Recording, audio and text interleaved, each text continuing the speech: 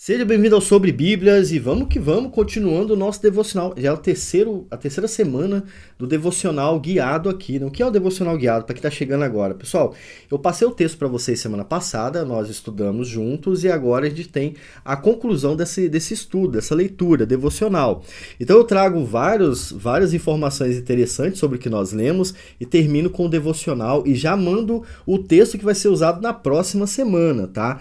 E esse texto é uma sequência ali de Gênesis. A gente está lendo Gênesis, vamos passar por Êxodo também e até onde Deus quiser que a gente vai, tá? Eu tenho feito isso usando a Bíblia ACF, como eu digo, né? Usando a LTT. Vou deixar o número hoje da Michelle aqui que faz as capas da LTT, tá? Então eu uso a LTT e uso também a Holman para ver os comentários e as introduções e tudo mais, tá?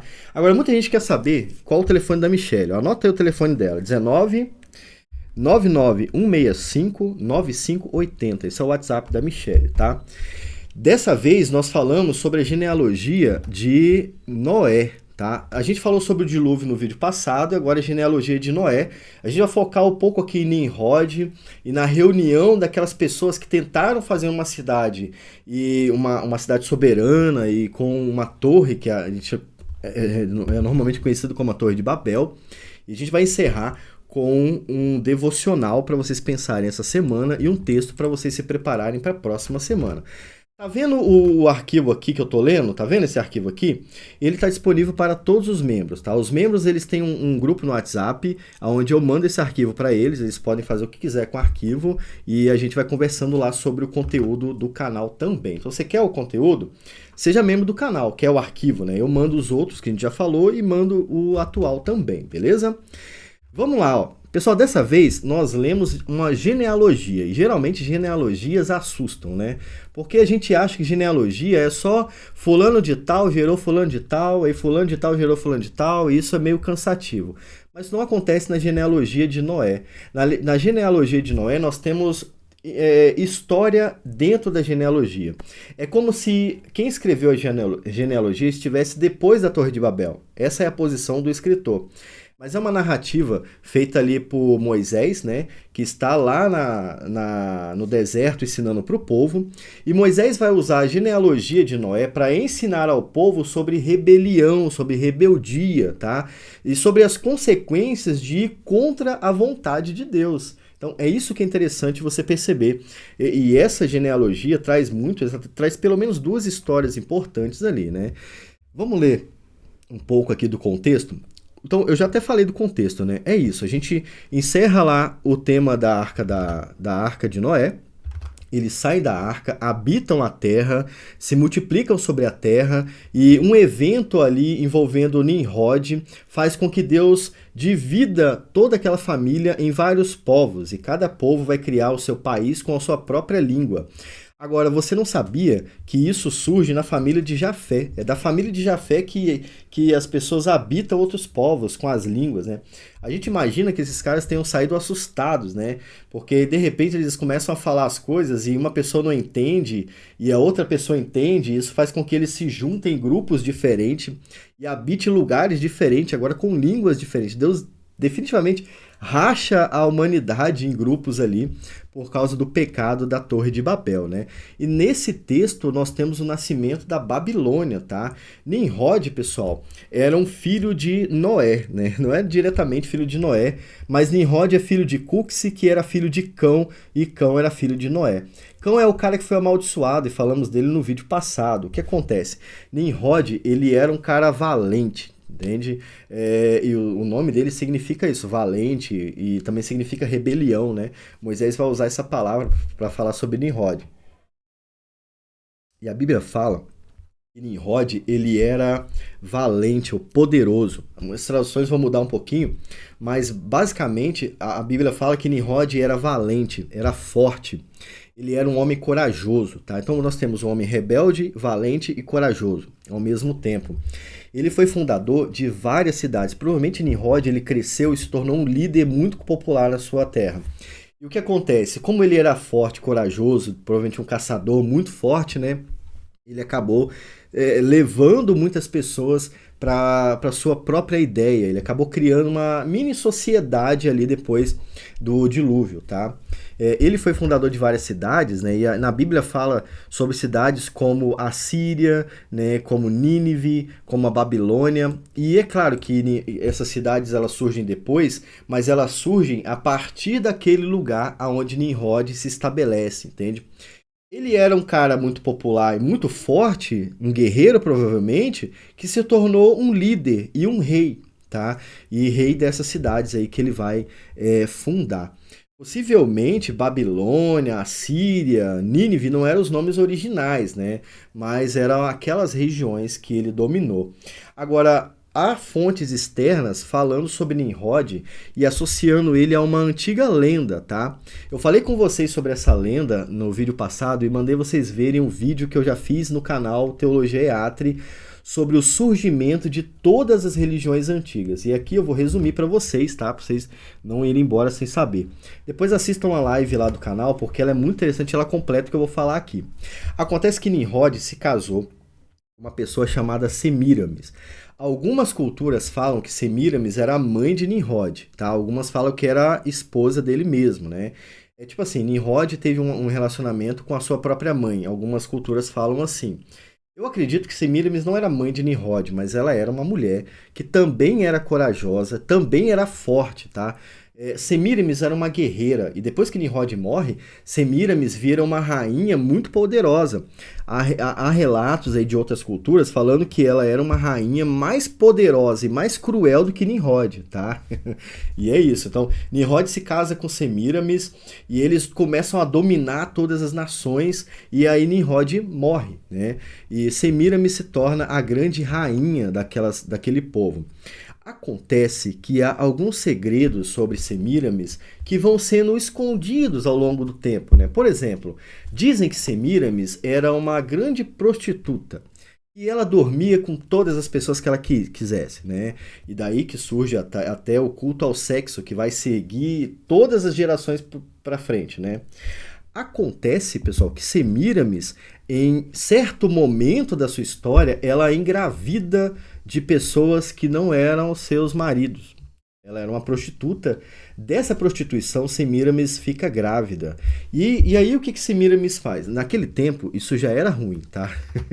Engravidar sem estar casado já era ruim na época da Babilônia. E outras culturas não aceitavam isso, tá? Não é só a cultura cristã, não. Mas Semíramis engravidou da sua própria prostituição e para ela não sair feia na história, para ela não ser considerada a prostituta que ela era, ela criou uma religião em torno da sua gravidez, entende?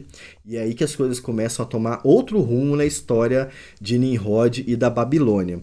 Acontece que Semíramis diz que ela não estava grávida de uma pessoa, não. Aquele filho que estava na barriga dela era um filho dado pelo próprio deus Nimrod. Aliás, Nimrod era o deus naquela época, ele era considerado o deus da guerra e tudo mais, né? Ele foi exaltado a essa altura, né? E aí Semíramis mente e fala que aquela criança que está na barriga dela, na realidade, é uma reencarnação de Nimrod. Olha só, hein? Para ela não se tornar a grande prostituta que a Babilônia vai significar daqui para frente, ela inventa que ela está grávida da reencarnação do seu próprio marido. O seu marido, ele morreu e agora ele retorna pelo ventre dela. E é daí que surge essa ideia de reencarnação, surge da Babilônia, tá? Não é ensinado na Bíblia, nenhuma pessoa da Bíblia acredita em reencarnação, é uma cultura babilônica que vem evoluindo ao longo da história, tá? E aí ela dá a esse filho o nome de Tamuz. Tamuz é o filho da grande prostituta, tá? E Tamuz ele vai ser considerado posteriormente como o deus Sol, o deus do Sol, ou o deus da luz, aquele que veio da luz para ela, sabe? E esse menino, ele também era um guerreiro. E provavelmente Semíramis ela foi dando sustentação para sua mentira, né? Ela foi sustentando isso. E Tamuz se tornou o deus do Sol. Semíramis acabou se tornando a deusa da fertilidade, porque ela deu à luz a um ser divino, entende? É por isso que havia cultos à fertilidade, havia cultos que adoravam uma certa deusa para que chovesse na terra, por exemplo. E Moisés estava contando para o povo de onde surgiu essa religião. Veio da Babilônia, né? Por causa dessa mentira criada por Semíramis. Só que acontece uma coisa. Tamuz, filho de Semíramis, né, o deus Sol, posteriormente, ele morre, se não me engano, enquanto caçava o javali. Aí as culturas vão mudar, né? Nessa caça do javali mata Tamuz. Vocês vão ver aonde nós vamos parar na Bíblia daqui a pouco, tá? Vamos voltar para a Bíblia. Semíramis fica abalada, totalmente abalada com a morte de Tamuz, que era o seu filho, que era a reencarnação do seu próprio marido, entre aspas, obviamente, né? E ela obriga o seu próprio povo a fazer um jejum para que o seu filho ressuscitasse. É daí que algumas pessoas falam que o culto do fim de ano é uma adoração a Semíramis. É por isso que eles falam. Porque realmente havia esse culto e o povo de Deus já fez parte, né? Eles fazem essa ligação, que na real não é uma ligação real exatamente, mas que faz todo sentido. Dizem, né, que Tamuz morre no dia 25 de dezembro e ressuscita no dia 1º de janeiro. Essa é a história popular. E eu já vou explicar para vocês por que a história de Tamuz e Semíramis é semelhante à história de Jesus e Maria e por que Deus quis fazer semelhante. Já vou chegar lá, tá? Mas o fato é que na história, tá? Eu duvido que tenha acontecido de verdade. Na história, Semíramis manda o povo jejuar durante esse tempo para que seu filho volte. E ela castiga o povo que se o seu filho não ressuscitar, ela não vai gerar prosperidade para esse povo. Ela não vai trazer chuva, alimento para esse povo. Ela era a mãe da fertilidade, a deusa da fertilidade, né? Semíramis também é conhecida como a deusa das estrelas, a rainha dos céus, como muita gente fala de Maria hoje, né? Caramba, tudo isso é um conto, mas esse conto ele é sustentado pela Bíblia. Moisés está mostrando aqui a religião de todos os povos, tá? Vocês vão ver quando é que isso se encaixa no que eu estou falando. Em outro livro da Bíblia, lá em Ezequiel, Deus revela ao profeta que o seu povo estava envolvido ao culto de Tamuz e Semíramis. Para entender isso, você tem que ler Ezequiel 8 e 9. E quem já acompanhou a gente já viu isso, tá? Já estava preparando vocês para isso semana passada, né? O que acontece? O profeta é levado pelo Espírito de Deus, em espírito também, para ver como é que o povo estava cultuando a Deus. E ele encontra ali uma imagem de uma mulher dentro do templo, pessoas adorando seres estampados na parede, tá? Imagens de escultura, né, na parede. E ele encontra na saída do templo mulheres lamentando e chorando por Tamuz. Então olha só, o povo de Deus, na época de Isaías, acabou se envolvendo com essa religião babilônica que adorava Tamuz e orava para Tamuz para que o seu filho ressuscitasse e ela trouxesse chuva para o seu povo, entendeu? E isso faz com que Deus fique muito irado e mande matar aquelas pessoas, tá? Isso está em Ezequiel 8 e 9, o que reforça a ideia de que o conto de Nimrod é realmente real e ele faz parte da história bíblica também. Na narrativa popular, essa Semíramis ficou responsável ela ficou responsável pela fertilidade do povo, pelo sexo também, tá? Pelo prazer sexual, e ela vai trocando de nome ao longo da história. Por exemplo, a deusa da sensualidade, ela é uma representação de Semíramis também. Outros deuses que nascem de deuses, eles estão a representação ali de Tamuz. Agora, por que foi importante Deus fazer exatamente isso com Maria? Preste atenção que aqui a gente tem Deus mostrando que ele faz as coisas reais acontecer. Se nós temos um conto de Semíramis que deu à luz ao filho de Deus, que seria Nimrod, isso nunca foi comprovado. Tamuz nunca salvou ninguém, Semíramis nunca mandou chuva para ninguém, e Nimrod nunca foi deus de nada. Entende? A história é essa. Caramba, onde é que está Tamuz? Onde é que está Semíramis? O povo está morrendo, não tem água, não tem comida. Cadê Tamuz e Semíramis? Onde está a salvação? Aí Deus vai falar o seguinte: eu faço tudo isso de verdade. Vocês acreditam numa mentira. E vou mostrar para vocês que eu sou capaz de fazer tudo isso acontecer de verdade. E é claro que a história da Babilônia é influenciada por Gênesis também. O povo e Semíramis provavelmente usou o relato ali do Éden para construir a sua própria religião. E Deus vem, agora pega uma menina que é virgem, que não é uma prostituta, como Semíramis era, né? E ele faz essa seguinte aplicação: eu vou pegar uma menina e nunca teve relação sexual, vou fazê-la grávida. De verdade, vocês vão ver como é que Deus faz as coisas. Maria não era uma prostituta, Maria não era. Ela não teve relação sexual com ninguém, ela era virgem. E eu vou colocar o meu filho nela de verdade. Isso vai acontecer de verdade. E esse menino que vai nascer, ele não só será o Deus do sol, ele será o Salvador, ele será a luz do mundo para todos aqueles que creem. E aí Deus resolve pegar aquele conto e fazer com que ele fosse demonstrado do jeito certo, né? Isso não vai convencer quem adora Tammuz, tá? Mas isso vai mostrar que existe um Deus verdadeiro, que se quiser faz o que ele quer, entende? E aí nasce Jesus, né? O nosso Salvador, a luz do mundo. Jesus morre, e agora? Quem é que precisa fazer oração para Jesus ressuscitar? Ninguém. Porque o próprio Jesus ressuscita. O próprio Cristo vence a morte. Ele não precisa da ajuda de homens, ele vence a morte. E Jesus, ele não é a representação de Tammuz.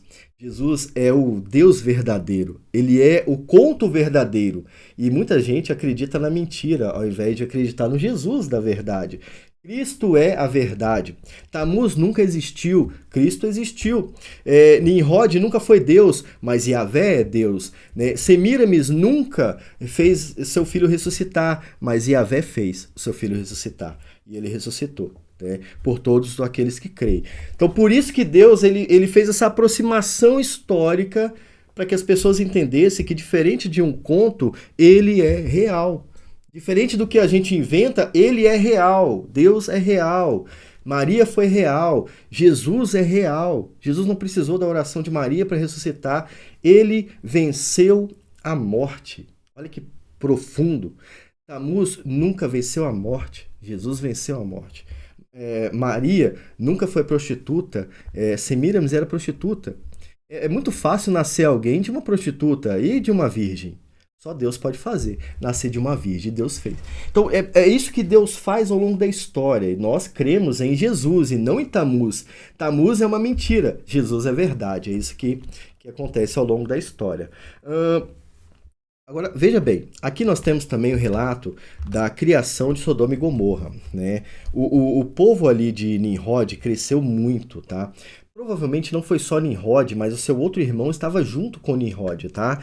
E eles cresceram até lugares que posteriormente se chamaram Sodoma e Gomorra. Agora, você consegue entender o porquê que Sodoma e Gomorra era daquele jeito. Influências de Babel, influências da teologia de Nimrod e de Semíramis, que era uma grande prostituta, né? Outras deusas de prostituição são parecidas com ela. Eu acho que é estranho quando alguém vem falar que o pecado de Sodoma e Gomorra não tem nada a ver com sexo, né? Mas com não ser um povo que recebe bem os outros, né? Nada a ver, nossa, que ladainha. Não tem nada a ver com a história. Você percebe que a história de Nimrod e daquele povo era uma história de rebeldia contra Deus. Eles fundaram aquela cidade de Sodoma e Gomorra. Naquela região foram eles que dominavam, com a mesma rebeldia contra Deus. Então a questão ali é a rebeldia mesmo contra o ser de Deus. E você descobre nessa genealogia que esse domínio foi até onde posteriormente ficou conhecido como Sodoma e Gomorra, né? Pois bem, falamos aqui sobre a história de Nimrod, agora a gente chega ao grande evento, né? A terra foi dividida por causa dos povos, né? Entre povos e línguas. No devocional anterior, a gente observou que a união de todos os povos resultou em tantos pecados que Deus teve que intervir na história humana. Isso ocorreu mais uma vez pouco tempo depois do fim do dilúvio. Presta atenção. A humanidade se juntou com Satanás lá no Éden, caiu, né? Depois Deus veio, né? Mesmo assim Deus deu a bênção para que eles continuassem na terra. A humanidade se juntou, dilúvio. O dilúvio caiu, e aí novamente a humanidade se juntou, Torre de Babel. E aí Deus vem de novo e destrói os planos do homem. Sempre que o homem se junta sem Deus, é isso que acontece. Você já parou para pensar? Talvez isso evidencie a propensão da humanidade à queda e à busca pelo pecado. É isso que Moisés está falando. E aquele povo que estava no deserto era exatamente um povo junto, entende? E em muitos momentos, aquele povo que estava no deserto também se rebela contra Deus e é justamente julgado e condenado no ato, algumas vezes, né? A gente vai chegar lá quando entrar no texto de Êxodo, tá? Todas as famílias, então, naquele período, compartilharam o mesmo espaço, como uma grande família, né? Dirigiam-se para Sinar e ali fundaram uma cidade. A intenção era permanecerem juntos e dominar a terra a partir dali. Aquela cidade seria como o quartel-general de Nimrod, mas não havia lugar para Deus ali. Aliás, a Torre de Babel, e eu vou falar para vocês sobre isso agora, a Torre de Babel era como uma pirâmide, tá, pessoal? Ela era chamada de... Cadê o nome que eu coloquei aqui? Ela é chamada... Eu esqueci de colocar o nome. Cadê? Na América Latina, aqui na cidade... Normalmente, na América Latina... eu esqueci de colocar o nome e eu esqueci o nome agora. Deixa eu ver aqui... Caramba, tá aqui. Tá na minha frente, mas eu não tô vendo, né? Deixa eu ver. Caramba, esqueci completamente. Completamente o termo, porque eu já tô gravando tem tempo. Ó, Babel era a cidade idólatra, motivo em torre, normalmente. No topo dessas torres era colocado o ídolo. Na América Latina, algumas pirâmides foram encontradas com esses sinais. Nossa, eu esqueci o termo agora. Mas, enfim, alguém vai colocar nos comentários. Muito obrigado por ter colocado aqui. Eu esqueci de colocar. Eu fiquei pensando nesse termo o tempo todo e esqueci de colocar. O que acontece, pessoal? Pesquisa depois. Pirâmide de Chichen Itza. Vocês vão ver o que era a Torre de Babel. A Torre de Babel não era só uma torre para alcançar o céu, como a gente é levado a acreditar. A Torre de Babel era uma torre para ser colocada no topo dela um ídolo. Provavelmente era Nimrod que ficava no topo da torre e ele julgava a partir dali, né? Ou ele era venerado e reverenciado, e depois da morte, provavelmente a imagem que estava ali era dele, né? Essa era uma pirâmide que a gente tem na América Latina. E o mais interessante é que, por termos isso na América Latina, revela que talvez a divisão dos povos chegaram na América Latina. Entendeu? Então, os incas, os maias e aqueles povos que geraram esses povos, provavelmente eles vêm lá do início, lá de Nimrod. E isso é muito interessante porque você vai olhar para as pirâmides, ali para a pirâmide de Chichen Itza, você vê que ela faz exatamente isso, é uma pirâmide alta e no topo há um lugar onde se coloca a divindade e aí ali é oferecido sacrifícios a ela e tudo mais. Um exemplo que eu sempre falo para vocês quem tem videogame, né? Joguem Tomb Raider, porque Tomb Raider, um dos jogos da Tomb Raider veio aqui na América Latina e mostra como era sanguinário aquele povo, tá? Como eles sacrificavam pessoas, matavam mesmo. Cara, isso é real, aquilo ali não é só ficção, é real, tá? E isso é que tinha lá nessa torre. Eles queriam uma cidade que dominasse o mundo. Nessa cidade, Deus não iria reinar, em troca disso colocaram uma grande torre. E quando Deus viu aquilo acontecer, ele mais uma vez intervém na ação humana. E a gente chega aqui nesse ponto, a soberania de Deus e o livre-arbítrio do homem. E o que tem de tão interessante nesse texto que trata da soberania de Deus e o livre-arbítrio do homem? Lá no capítulo 11, versículos 6 e 7, a gente percebe como é que Deus enxerga e age com base na nossa liberdade. Deus observou que a humanidade estava unida, até elogia, né? Mas essa humanidade não adorava a Deus, né? E nem seguia o que Noé fazia, o que seu filho fazia e tudo mais. Essa geração que estava ali construindo essa cidade, ela era descendente de Cã, portanto pertencia à família amaldiçoada por Deus. A gente sabe que Deus, ele permite a idolatria, tá? Mas ele não concorda com a idolatria, e ele permite até certo ponto. Mesmo proibindo, ele permite que essas coisas aconteçam. E não só essas coisas, mas todas as coisas ruins aconteçam. No entanto, aquele evento seria interrompido, ele não ia deixar aquilo acontecer. Então veja bem, Deus vê no povo sendo livre, né? E ele decide que aquele evento ele não ia permitir acontecer. É assim que a gente ensina sobre a soberania de Deus e o livre-arbítrio do homem, tá? Ele vê tudo acontecendo, sabe o que vai acontecer, mas ele decide interromper do jeito que ele quer, tá? Sem respeitar os limites de Nimrod. Não, aquilo ali era um evento que tinha que ser parado e ele parou. Deus interveio naquelas pessoas, dispersou elas pela terra, né?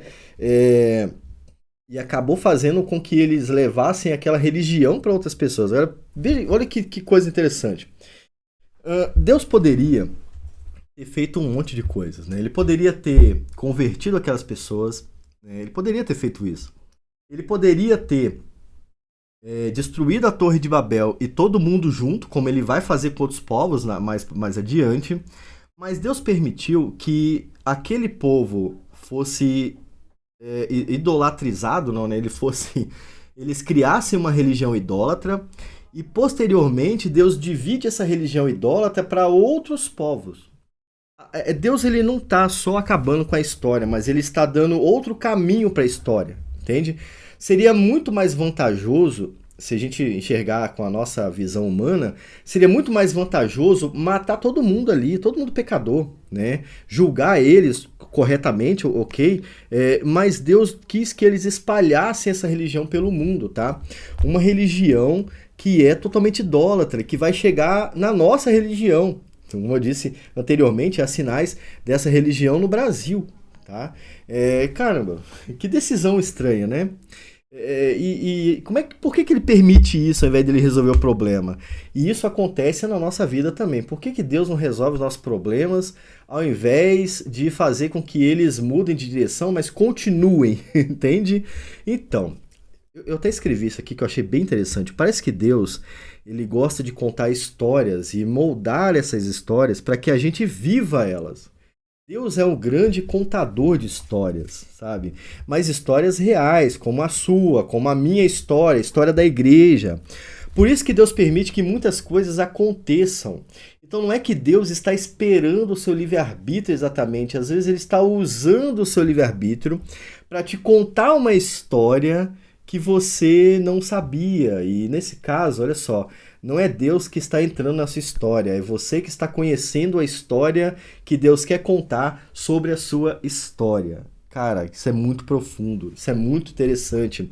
Isso fala muito sobre o que aconteceu comigo até eu chegar aqui. Entende o que acontece? Deus podia resolver do jeito que ele quisesse, do jeito mais rápido, mas ele está nos contando a nossa história. Ele está revelando pra gente e revelando ele mesmo dentro da nossa história. O autor R6 Sproul, ele disse que a Terra é um grande palco onde Deus está contando a nossa história. E ele faz isso para que a gente adore ainda mais a ele. Entende? Os cristãos vivem tudo isso para aprender mais sobre Deus, né? Você pode até imaginar, né, o que aconteceria com um casal se eles nunca tivessem caído, por exemplo, eles nunca descobririam quem é Deus, né? O que é a justiça de Deus? A gente nunca soube sobre isso, né? Deus nunca nos julgou, né? A gente não sabe que Deus é amor, a gente nunca percebeu Deus. Então, Deus vai começar a contar a história que revela ele dentro da história, e esse povo vai crescendo em conhecimento e experiência dentro da sua própria história. Então, como é que Deus conta a história dele na sua história, por exemplo? Fica uma questão para você pensar, né? Ele permitiu um monte de coisas boas e um monte de coisas ruins. Como é que você descobre Deus na sua história? Essa é a questão. Então, eu terminei essa parte falando isso. A sua história, por exemplo, não é exatamente a sua, né? Deus o colocou em uma parte da sua própria história. Você não está contando uma história para Deus. Você está ouvindo, observando e sentindo a história de Deus. Essa é a parte da história de Deus que envolve você. A sua história é a parte da história de Deus que envolve você. Já parou para pensar sobre isso? Cara, isso é muito interessante, né? Aí você pensa lá no seu passado.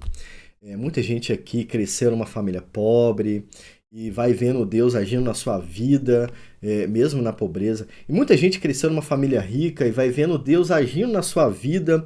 Às vezes as pessoas se tornam pobres de novo, às vezes elas se mantêm, mas elas começam a ter uma percepção sobre Deus diferente. Esses dias eu vi o rapaz do canal Sobrevivencialismo, né?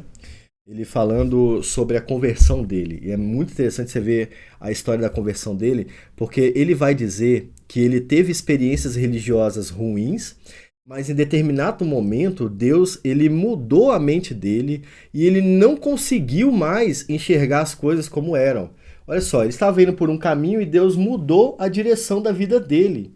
Para sempre, aí já era, ele sempre vai ser assim, né? E nisso ele está aprendendo a história sobre Deus. A Bíblia não ensina o porquê que Deus quer que isso aconteça. Ela só está mostrando que Deus quer que isso aconteça. É a mesma questão que vocês já viram várias vezes, né? O povo no deserto podia ter pego um caminho mais curto para chegar até Canaã, mas Deus faz eles darem uma volta enorme. Então essa volta enorme é Deus contando a história sobre ele, sobre o povo, é Deus mostrando quem é o ser humano, como que ele vai salvar o ser humano. Então sim, Deus podia fazer as coisas de forma mais simples, mas ele quer que você viva a história dele. Você faz parte da história de Deus. É um pouco diferente do que a gente está acostumado, né? Mas se você parar para pensar, é mais ou menos isso mesmo, sabe? É exatamente isso que acontece com a nossa história. Então, vamos lá, ó. O arco de Nimrod e da família de Noé acaba aqui, mas ele continua, tá? Ele não vai terminar nesse vídeo. Deus frustra os planos de Nimrod e agora toda a humanidade está dispersa pela terra. Embora isso não resolva o problema do pecado, isso prepara o terreno para que a história prossiga e se desenvolva até chegar a você. Tá? Nós vamos agora de Abraão a você no próximo vídeo. No entanto, você tem que ter paciência. A gente precisa explorar um pouco a história de Abrão, que é o famoso pai da fé que vocês ouvem. Por que Abraão é o pai da fé? A gente vai descobrir isso no próximo vídeo, tá? Durante a leitura, eu escolhi algumas partes mais importantes. Como eu falei para vocês, eu tenho lido na ACF, né? E essa biblinha aqui, ó, o link está na descrição. Eu só lembrar vocês que está na descrição. E a minha parte preferida está lá em Gênesis 11, tá? Versículos 6 e 7. E o texto na ACF diz o seguinte: E o Senhor disse: Eis que o povo é um e todos têm a mesma língua, têm uma mesma língua. E essa reunião, né? Isto é o que começam a fazer. E agora não haverá restrição para tudo que eles intentam fazer. Eia, desçamos e confundamos ali a sua língua, para que não entenda com a língua do outro. Esse é o texto da ACF, uma incrível tradução, né? Ele fala um pouco mais do que as outras, eu gosto muito dessa tradução. E na LTT, o versículo 6 está da seguinte forma. LTT, que eu mostrei para vocês, é essa aqui, tá? Quem não sabe LTT é essa tradução aqui, ó. Tem vídeo aqui no canal sobre ela, tá? Onde eu mostro as diferenças e tudo mais. Na LTT, o versículo 6 traz uma mudança de palavra que ajuda muito a gente a entender o devocional da semana, tá? E o Senhor disse: Eis que o povo é um só, e todos eles têm a mesma língua. E isto é o que começam a fazer. E agora não haverá restrição para tudo que eles têm imaginado fazer. A palavra que muda aqui é imaginado. Aqui na ACF, a gente tem a palavra, cadê? Restrição em tentar fazer. Em tentar fazer é planejar fazer. E aqui, quando a LTT traduz para imaginado fazer, ela dá uma ampliada na ideia, porque a gente está falando sobre, não é só sobre um plano, como a ACF fala. Em tentar fazer é planejar fazer. A gente está falando sobre a mente do homem, sabe? O homem, quando se junta, ele imagina coisas vãs, e ele planeja coisas vãs, ele faz coisas vãs. Isso não está em um plano, mas na sua própria mente. Quando fala imaginado fazer, a gente está tratando da essência da humanidade. Aquilo que você pensa, por exemplo, né? Não apenas aquilo que você faz, mas aquilo que você imagina, aquilo que você pensa, né?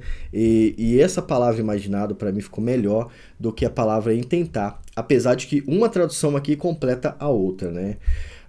E tem um comentário na Roma, da BV Books, que eu achei muito interessante também, que diz o seguinte, ó, a preocupação de Deus de que nada pudesse impedir o que eles planejassem fazer, não expressa um temor divino de que o homem pudesse algum dia se tornar tão poderoso quanto Deus.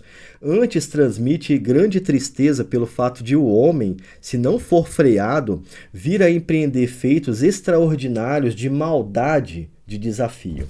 O que o comentário da Roma está falando? Olha só, o fato de Deus ter falado que ninguém impediria a humanidade se ela se juntasse, não significa que isso impediria Deus de agir, tá?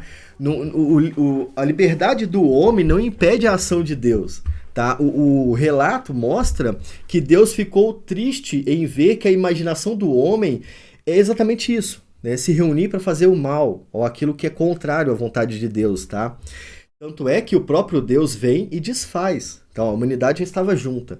Já estavam construindo a Torre de Babel. E aí alguém fala, ninguém pode impedir os homens de fazer o que eles querem. Sim, pode. Tanto é que Deus fez. Então, ele desce lá e confunde todo mundo. Entendeu? Então, não quer dizer que Deus diminui a sua soberania diante da vontade do homem, não. Deus age também. E principalmente quando essa ação é contrária a ele mesmo, tá? Agora eu quero que você pense no seguinte. Isso aqui é sobre você agora, sobre nós, tá? 35 minutos de vídeo, hein? Um texto tão pequeno, né? Daria para fazer muito mais. Eu tô reduzindo para ficar mais didático o vídeo, né? O documento do vídeo vai ajudar a entender melhor, né? Mas tudo que eu falei aqui está no documento também, então vai ajudar todo mundo, né? Você, lendo esse texto todo, lendo o texto de Gênesis 11 e lembrando de outras histórias da Bíblia, tá? Não só essa, que a gente vai passar por outras histórias. Você já parou para pensar que hoje é mais fácil reunir a família, os seus amigos, é mais fácil reunir o povo para fazer um churrasco do que para fazer uma oração? Já parou para pensar que é mais fácil nos reunirmos para jogar futebol ou ir no cinema do que para fazer oração? Isso é preocupante. Moisés está ensinando que isso é o efeito natural do homem. Ele se importa mais com as suas coisas, com os seus pecados, com as suas vontades, do que com a vontade de Deus. Se Nimrod tivesse buscado a Deus, será que seria necessário dividir a terra inteira? Nimrod olharia para o seu passado e diria assim, o meu pai foi amaldiçoado por Deus, mas eu não vou ser amaldiçoado por Deus, porque eu vou me render ao Senhor, eu vou adorar o Senhor. Será que se Nimrod tivesse feito isso, a história da humanidade teria tomado o rumo que tomou? Deus teria olhado para aquela reunião de pessoas e falado, eu não gostei dessa reunião, eu vou dividi-los? Será que ele faria isso? Provavelmente não. Deus permitiu que tudo isso acontecesse para que ficasse claro que os desejos do nosso coração estão sempre inclinados para o mal. Como ele tinha dito, né? Moisés falou isso lá em 8:21. E que a justiça de Deus é sempre perfeita e é sempre santa. Então Deus deixou isso acontecer para que a gente descobrisse quem Deus é e quem nós somos, né?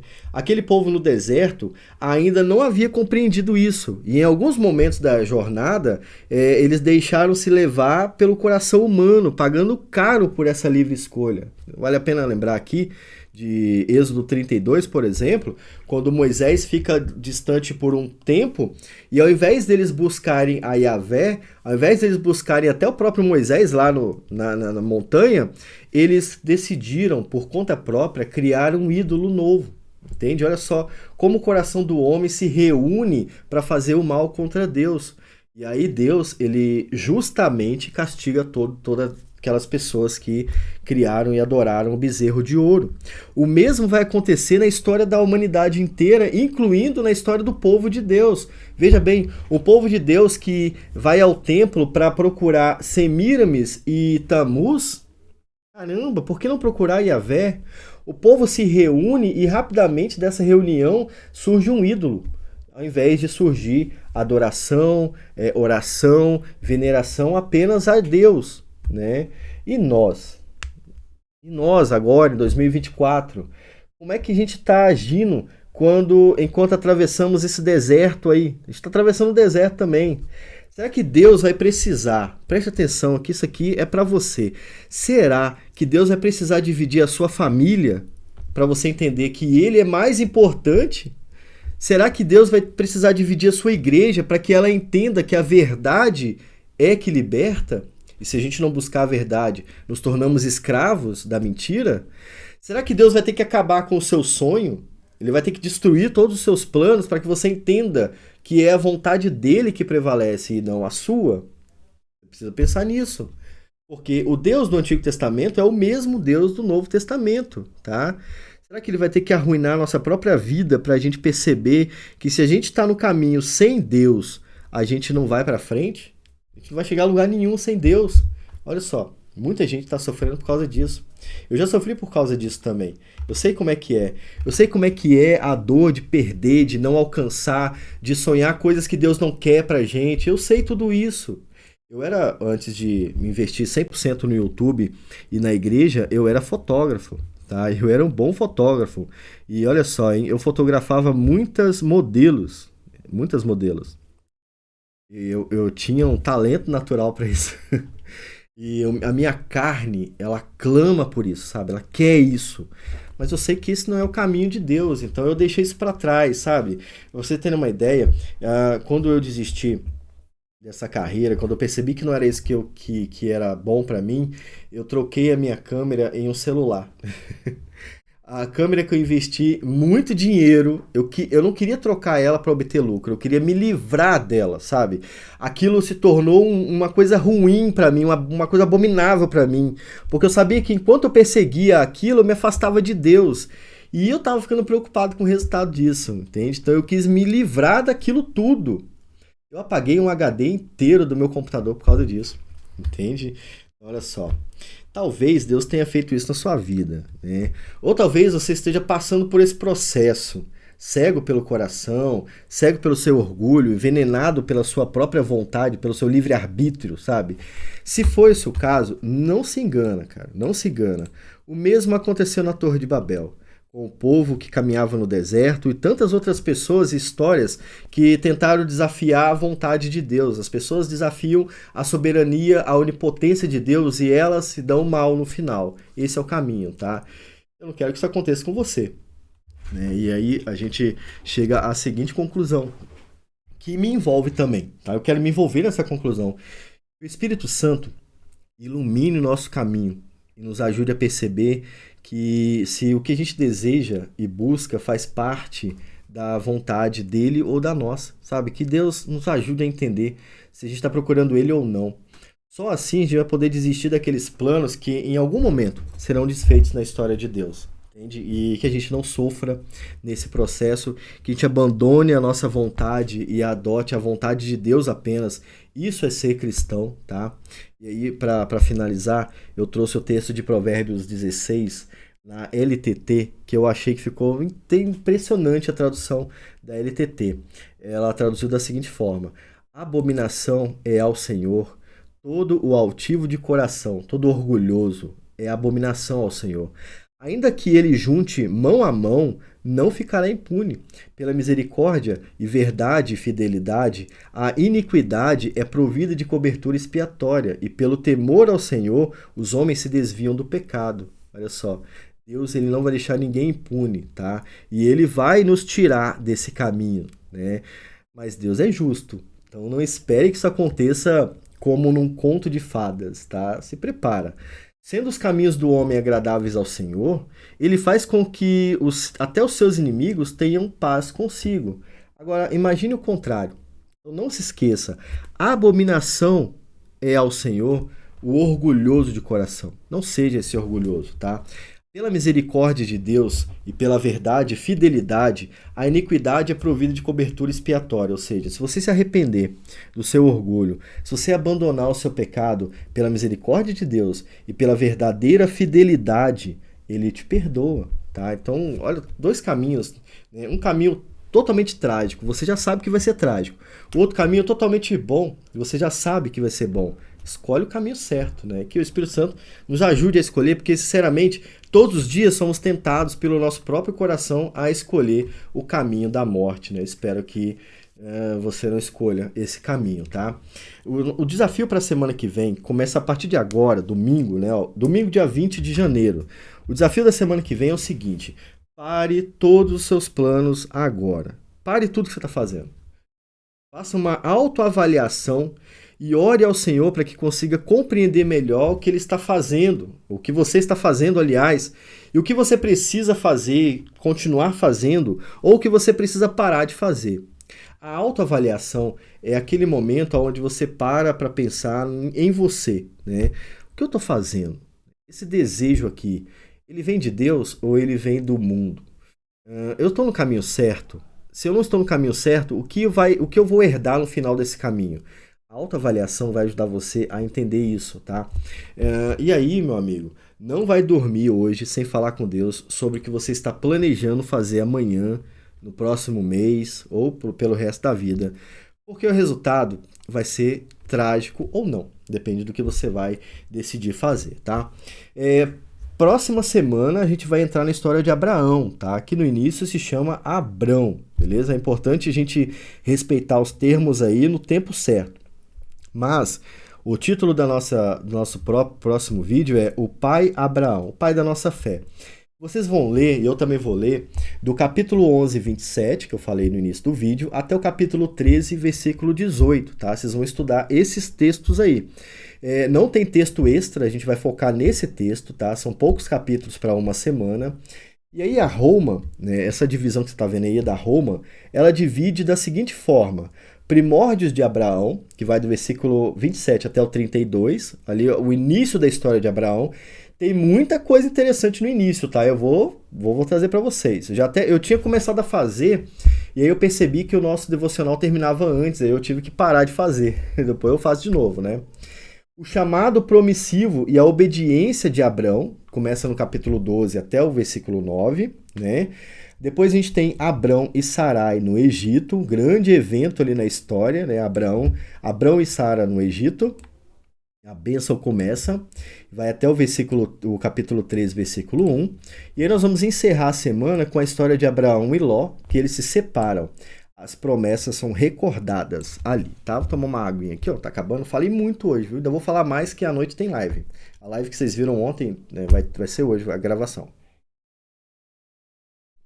Nós vamos encerrar em Gênesis 13, no versículo 18, a leitura da próxima semana, tá? Então vou deixar aqui, ó, tira print aí, ou anota, pausa o vídeo e vê tudo que você tem que estudar, porque é muita coisa mesmo, tá? Vou ficando por aqui. Caramba, como eu gosto de falar sobre a Bíblia. Como eu gosto de ler e interpretar a Bíblia. Eu desejo que você faça o mesmo, tá? Eu vou lembrar vocês que chegaram até o fim, ó, Texto e Contexto, tá? É o livro que eu deixei para ajudar aqueles que querem ler e interpretar a Bíblia Sagrada, né? Capítulo, por exemplo, aqui, ó, na página 104, ó, o simbolismo na Bíblia Sagrada. É um dos capítulos do livro, tá vendo?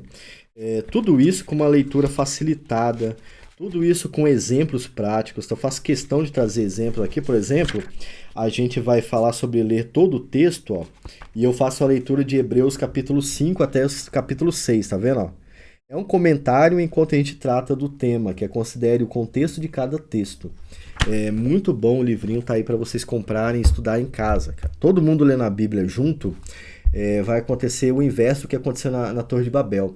Deus vai olhar para essa igreja e falar: caramba, todo mundo está lendo a Bíblia junto.